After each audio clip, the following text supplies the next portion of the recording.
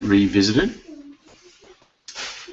We're just going live now, and so I was just going to be here to answer a few questions about implementing the safety net into your home, and to have a little bit of a chat about that. In the meantime, I'm just going to be communicating with Isabella off screen if she's unable to get on. She's having a few technical issues at the moment. So I will do that in the best and smoothest way that I can. So while we're waiting just to see if we get any live questions, I thought I'd give you some feedback on what's normal and natural when it comes to going to a workshop like the safety net.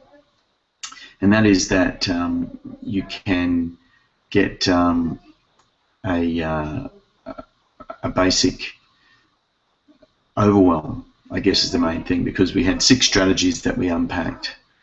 So we looked at the self-awareometer, the victim-victor, we looked at the mindset, the 5 foundational questions, the family brand. So there's a lot of information. And the main thing that I wanted to say is, while there's strategies, what the safety net is a culture. So Isabella and I have been toying with, and I've been toying with starting up our own school.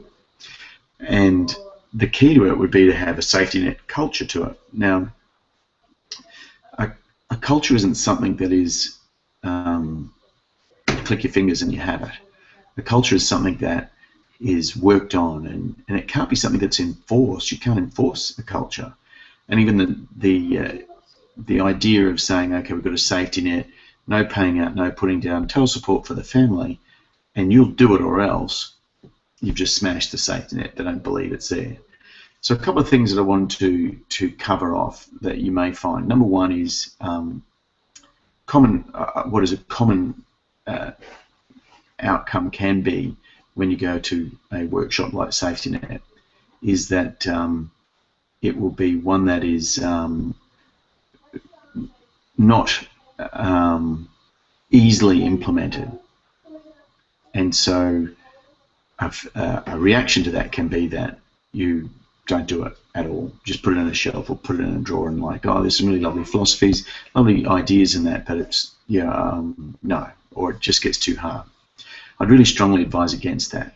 I mean, what we've done to overcome this is we've packed the one day, which was so jam-packed, we've now expanded into a 2-day workshop.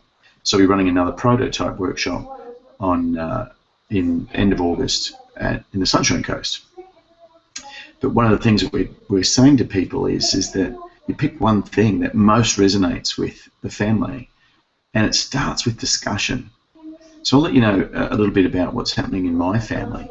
And so despite coming up with the safety net philosophy 20 years ago, it's obviously been heavily refined since then, but I never used it with my family. Well, my oldest daughter, in about 2 weeks' time, turns 14. So that means 14 years we could have been using the safety net, and we didn't. It just didn't occur to me to use it in the family because it was something that was created for the Australian Acting Academy. Now that I have worked with Isabella, and now that we have created this program and are implementing it into our own families, I can give you direct feedback and say that the word safety net and having a philosophy that people understand about it is just something that becomes part of your vocabulary in the family. So just by saying safety net to the kids in a way of calm, hey guys, that's really not the safety net, or remember the safety net, guys. You can get to that, but you've got to lay the foundation first, and that means describing what the safety net is, using one of the models like the self-awareness meter, the victim-victor. So that'll be step one, is just start the conversations and start the vocabulary. The second thing that I would do is I would say pick an area, pick one of the strategies that I find the 5 foundational questions is the next best one. So just to recap those, that is, I'll say them as statements to make it easy to understand. Take responsibility, make choices, accept consequences, choose kindness, seek help, or get help. Now, what I found with my daughter is that that we had a situation recently where she was melting down, and there was just no getting through to her. So in the end, we went and had just a private one-on-one chat, and she broke down. She had a major meltdown. She wasn't well, and I was able to say to her, "Hey, darling, remember the take responsibility. You couldn't do that because you just weren't in the headspace. Make a choice." Again, just didn't have the resources to make a choice, which meant that you weren't able to accept the consequences, which meant that you were bitter and had massive frustration, so therefore you couldn't choose kindness, but you just forgot to seek help. And now you have, and we can do something about it. And it turned the situation around instantly, just from having that conversation. So I guess I'm going to open the chat up now as well, and just see whether there's any questions that are coming in. And what we'll do, as I said in the Facebook chat, this is just wanted to show up and just let you guys know that I'm there for you. So it's not as if this will be a recorded thing. I can send out the link to Bella, and we can put this up on the Facebook page. But it was a bit of we were originally going to do this last Sunday, and I moved, and there was big sickness go through our area of town as well.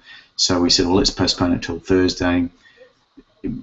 I met a couple of the mums today whose kids go to my acting class this afternoon and mentioned it, and they were like, oh, wow, I'd forgotten about it. So there's no pressure to be here, other than to know one thing, that part of the deal with the safety net is something that we're really committed to bringing into families and into schools and into businesses, and it was so well received, and I was heartfelt thanks to all that attended and are attending the one in the Sunshine Coast, because it's really quite exciting that to the point where I just was making a conversation the other day and with my kids to say, well, I'm thinking of starting a school, and mention that it would have a safety net philosophy, and even my daughter who's in high school was like, what age group are you going to go to?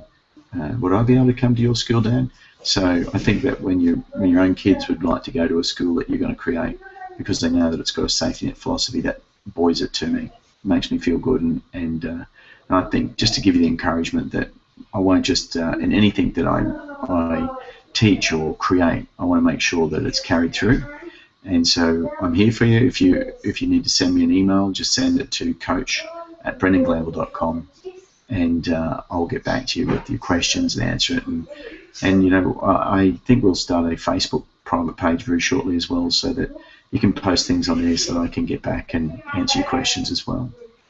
So at this stage, there's no questions that have come up, so I will take that as so recap. Go back over, start the conversations with your family. Just talk about the safety net. What does it mean? Talk about the whole concept of victim-victor behaviour.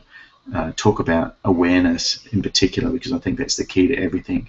And then go back to your 5 foundational questions. Take responsibility, make choices, accept consequences, choose kindness, and seek help. And if you just do that to start off with, just in a really low way, culture is created slowly.